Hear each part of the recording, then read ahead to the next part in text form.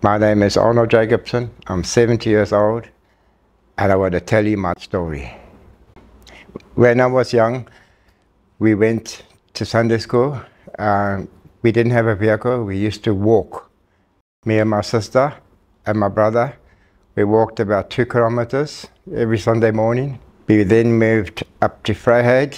My gran was my main thing to me. She was blind, and I was her eyes. We had to, everywhere she had to go, I was her eyes that took her everywhere. In 1988, I got married.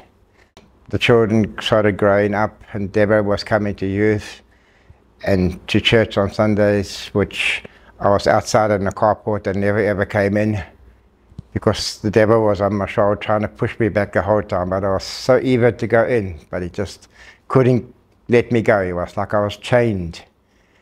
One day my wife got sick, early hours in the morning. We tried to do something, we couldn't do anything. We waited for the ambulance to take her to the hospital. We waited 8 hours, nobody came.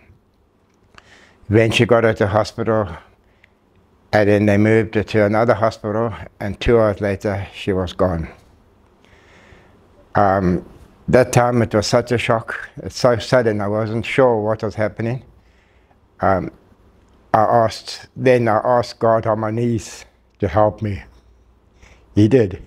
He said everything will be fine. I didn't believe it at first, but I did. I believed it. He was truly there for me the whole way. Even though I wasn't strong enough, he said, you are strong. He said, you will be strong and you will get there all the way. I then started coming to Red Point every Sunday as much as I could. It had the evening services, had the morning service, and I used to meet the people out in the forecourt, which I've never had, and everybody came and spoke to me and wished everything of the best and said anything they could do to help. The week that after she passed away, we had so much help from the church people, which was unbelievable.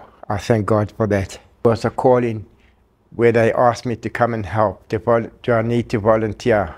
Can I volunteer to help? I said only with pleasure, and I came to the kitchen and we started doing cooking for things and helping out, and I was doing other things with the church as much as I could at that time. Then it got more and more. Rob asked me to help again permanently in the kitchen, on the Saturday kitchen, where they would cook for the parkrun people. I was so happy with it that now I could do something that I love to do. That is my passion, cooking. And I hope I can carry on doing that with the Lord's help. 2 years ago, we had a men's breakfast, yeah. I was begged to come by Kevin. I came, and I met a guy called Steve. He asked me if I would like to go to the Lesotho trip. I said I would love to, as I hadn't been sort of out the house in the last 20 years away for a week or anything. He organized it that I went with. It was such a wonderful experience. When we got there, it was a Friday night. We went out to one of the churches out in the mission, out in the field. We were standing at the top, and the guys were having a service at the bottom, and I was right at the end. And all of a sudden, I felt like a shake going through my body. I stood still for a minute and I didn't know what to do, and I felt it again. And there was like a little voice in my head. I think it was the presence of the Lord said, I'm with you all the way, and you will be here all the way. And that was the best thing that happened. Things changed. Everything got better for me. Life started to change better as we went along. My advice is to people, the young people of today, to get involved with the church as much as you can. Volunteer, do anything, help where you can. In the past 4 years, Jesus has made all difference in my life.